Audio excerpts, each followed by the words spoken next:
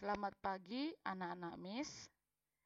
Kita berjumpa lagi dalam materi tematik 3H melalui link video ini. Kita akan belajar menyelesaikan subtema 3 dan 4 dan Miss akan mencoba untuk mempadatkan subtema 3 dan subtema 4 ini dalam 4 hari. Jadi anak-anak Miss agak lebih sedikit berupaya lagi, berusaha untuk menyelesaikan setiap tugas-tugas yang ada, karena di minggu depan itu kita sudah mulai membahas tentang review untuk ujian atau untuk ulangan kenaikan kelas.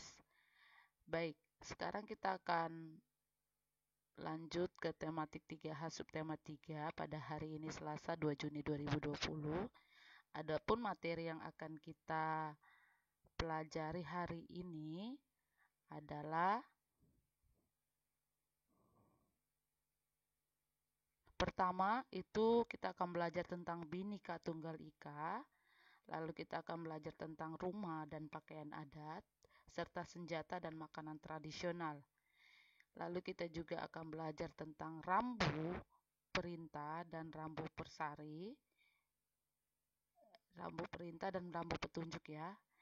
Baru yang terakhir kita akan belajar tentang persari. Jadi 4 materi ini untuk hari ini yang akan kita pelajari. Baik, kita akan masuk dalam yang pertama, Bhinneka Tunggal Ika. Nah, kira-kira menurut anak-anak Miss, apa itu Bhinneka Tunggal Ika? Coba ayo dipikir. Apa sih kira-kira Bhinneka Tunggal Ika itu?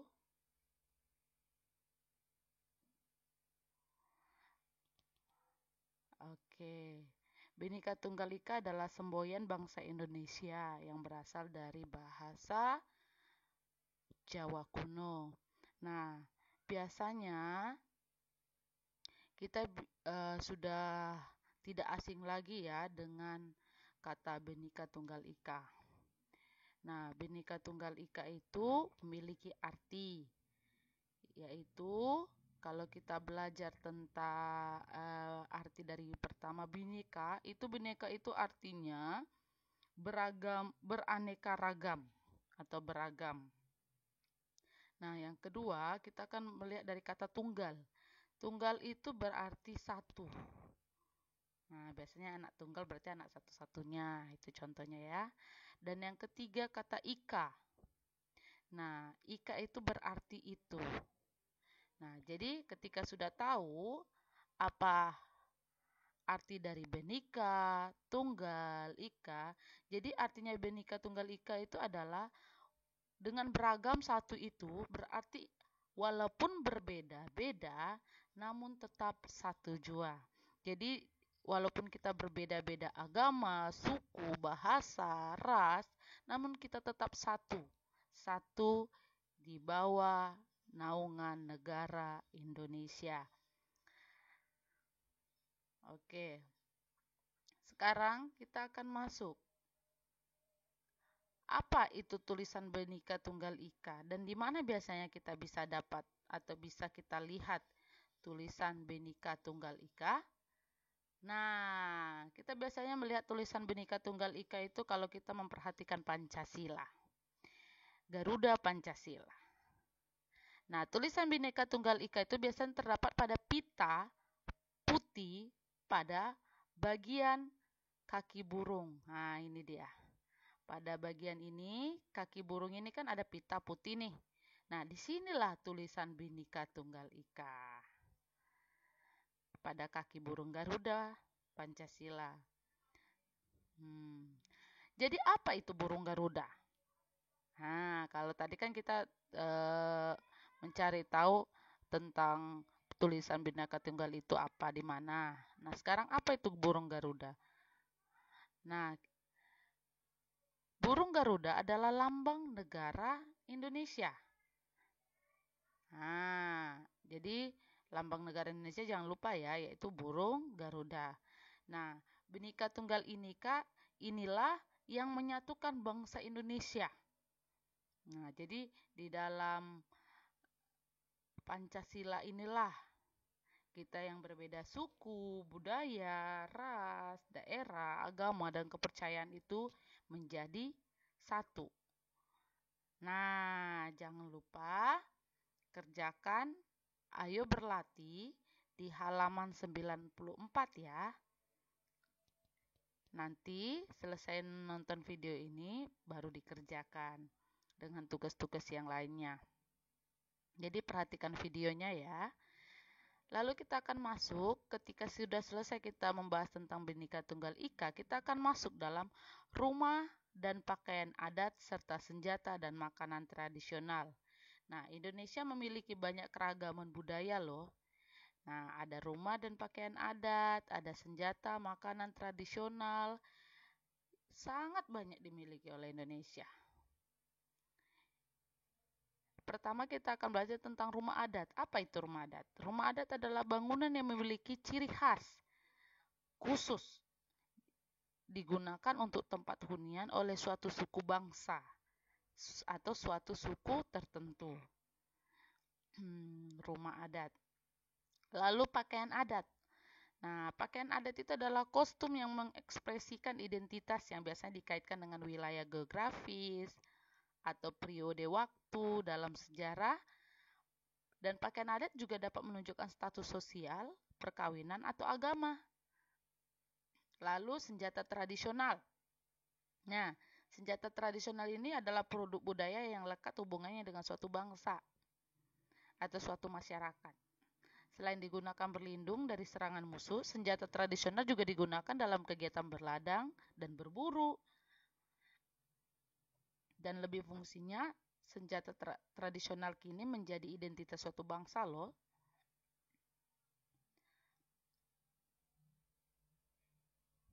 Ini dia contohnya rumah adat di Indonesia. Di pembelajaran sebelum-sebelumnya, sebelum corona datang kan kita sudah belajar tuh tentang rumah adat. Kita juga udah belajar tentang pakaian-pakaian adat, senjata-senjata tradisional. Kita juga udah ini lihat banyak kan senjatanya.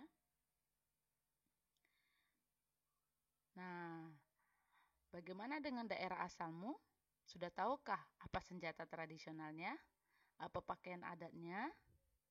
Atau apa nama rumah adatnya? Nah, Miss mau kasih contoh nih, karena kita berada di Provinsi Kepulauan Riau. Nah, ini contoh. Nah, rumah adat Kepulauan Riau seperti itu. Pakaian adatnya juga seperti itu dan senjata tradisionalnya itu. Nah, udah tahu ya untuk Kepulauan Riau. Tapi untuk yang lainnya, untuk daerah-daerah yang lainnya, coba cari tahu ya. Nah, kita udah belajar tuh tentang rumah adat, pakaian adat, senjata tradisional. Sekarang kita masuk dalam makanan tradisional. Nah, kalau berbicara tentang makanan tradisional itu terbagi menjadi dua, anak-anak, yaitu dalam bentuk masakan dan dalam bentuk jajanan. Nah, apa aja contoh bentuk dalam masakan? Nah, dalam masakan itu sangat banyak. Ada rendang, gudeg, soto, soto Betawi, empek-empek, dan masih banyak lagi. Bahkan jajanan juga banyak, ada bika ambon, kue putu, getuk, kerak telur, dan lain-lainnya. Nah, mungkin di antara makanan itu ada yang menjadi makanan kesukaan anak-anak Miss ya. Ayo coba dilihat. Nah, banyak ya. Dan ini masih banyak lagi loh, ini hanya mewakilin aja masakan tradisional dan jajanan tradisional. Nah, cari tahu ya, rumah dan pakaian adat, senjata, makanan tradisional daerahmu. Kalau yang ini hanya cari tahu saja, tidak perlu dikumpul. Hanya agar anak-anak Miss tahu aja apa sih rumah adat dan pakaian adat daerahnya, dan apa sih senjata dan makanan tradisional daerahnya. Oke, baik. Sekarang kita akan masuk materi selanjutnya tentang rambu perintah dan rambu petunjuk. Nah, kita akan masuk ke rambu perintah dan petunjuk. Apa itu rambu perintah? Jika di video yang lalu, tanggal 19 Mei, kita sudah belajar tentang rambu. Rambu larangan, kita sudah belajar. Nah, sekarang kita belajar tentang rambu perintah dan rambu petunjuk. Apa itu rambu perintah? Rambu perintah itu adalah rambu yang berisi tentang perintah yang wajib dilakukan oleh pengguna jalan. Nah, bagaimana bentuknya? Biasanya bentuknya itu berwarna biru dengan lambang berwarna putih dan merah untuk garis serong sebagai batas akhir perintah. Nah, ini contohnya. Dan mungkin di buku tematik juga anak-anak bisa melihat ya, rambu-rambu perintah dan rambu petunjuk. Namun ini kita belajar tentang rambu perintah dulu yang pertama. Nah, ada lambang kendaraan wajib belok kanan atau wajib belok kiri, wajib memasuki lajur kiri atau kanan. 60 km per jam itu maksudnya berarti batas rata-ratanya itu tidak boleh melebihi 60 km per jam. Jadi harus maksimal 60 km per jam. Nah, sudah kita belajar tentang rambu perintah, kita akan masuk ke dalam rambu petunjuk. Nah, apa itu rambu petunjuk? Biasanya kalau petunjuk itu kan kita akan melihat sesuatu hal yang khusus mau diperlihatkan. Nah, jadi rambu petunjuk itu adalah rambu yang menunjukkan sesuatu atau menunjukkan tempat atau arah suatu lokasi. Contohnya ini gambarnya. Coba diperhatikan gambarnya terlebih dahulu.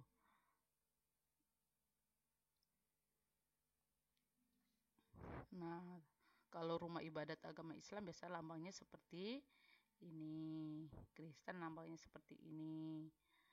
Buddha, kalau ada museum, kalau ada lapangan. Nah, seperti ini. Ini juga untuk tempat.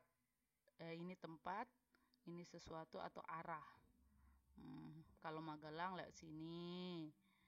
Kalau Semarang ke arah sini. Nah, ini juga biasanya kan kalau di jalan-jalan, jalan raya, apalagi jalan tol, nah pasti kita akan ketemu tentang ini. Nah, ini rambu pendahulu, petunjuk jurusan persimpangan di depan. Nah, coba perhatikan ya. Jadi, rambu perintah dan rambu petunjuk sudah jelas ya. Nanti bisa dilihat kembali di dalam buku tematiknya tentang rambu ini. Nah, jangan lupa kerjakan. Ayo cari tahu di halaman 102 dan ayo berlatih dan lakukan di halaman 111 sampai 112 dan 115. Nah, kita masuk terakhir ke materi kita, yaitu kita akan membahas tentang persari. Nah, persari adalah kegiatan perkemahan yang dilakukan oleh pramuka tingkat siaga. Kira-kira ada yang tahu apa sih singkatan dari persari, kepanjangan persari? Nah, persari itu adalah singkatan dari perkemahan satu hari. Perkemahan satu hari. Nah, kegiatan persari ini banyak anak-anak Miss bisa bernyanyi, bisa mengenal seni budaya Indonesia, dan bisa juga memainkan banyak permainan. Tujuannya untuk memperkuat persaudaraan, kerjasama, tanggung jawab, dan persatuan. Nah, coba baca cerita halaman 106 dan 107. Asiknya mengikuti persari. Dan jangan lupa kerjakan ayo berlatihnya ya di halaman 107. Oke, nah untuk video kita kali ini cukup sampai di sini. Materi kita hari ini kita sudah membahas 4 materi kita hari ini dengan tugasnya. Jadi jangan lupa kita sudah belajar tentang Bhinneka Tunggal Ika, kita sudah belajar tentang rumah dan pakaian adat, serta senjata dan makanan tradisional. Ketiga juga kita sudah belajar tentang Rabu Perintah dan Petunjuk. Dan keempat kita belajar tentang Persari yang terakhir ini. Nah, di setiap materi memiliki tugas. Ada juga yang tidak memiliki tugas, namun tolong lebih detail lagi memperhatikan videonya ya. Dan sampai jumpa di video selanjutnya. Jangan lupa kerjakan tugasnya ya. Bye-bye.